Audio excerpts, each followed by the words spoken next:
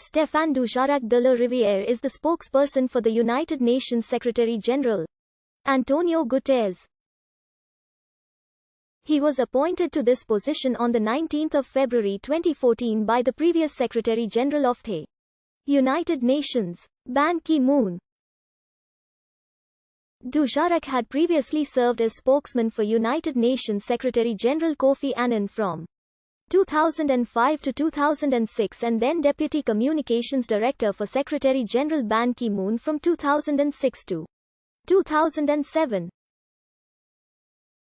Prior to his current appointment, Dujarric was Director of News and Media for the United Nations Department of Public Information, a position that he had held since March 2011. In this role, he oversaw the UN's television, radio and photo operations. He coordinates the work of the main United Nations news sites, operating in 8 languages. His division is also responsible for media liaison and accreditation, providing logistical support and information to the International Press Corps, as well as coverage of official United Nations meetings, producing written coverage for the media, delegations and the general public, such as press releases, meeting summaries and dissemination of official statements and remarks. Prior to this assignment, Dujarric was Director of Communications for the United Nations Development Programme.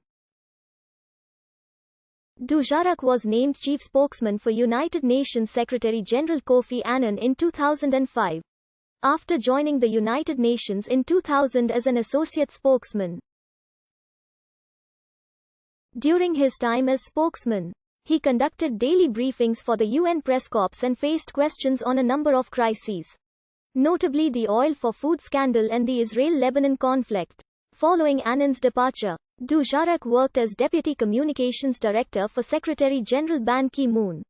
Before joining the United Nations, Dujarric worked for ABC News Television for close to 10 years in various capacities in the network's New York City, London and Paris News Bureau.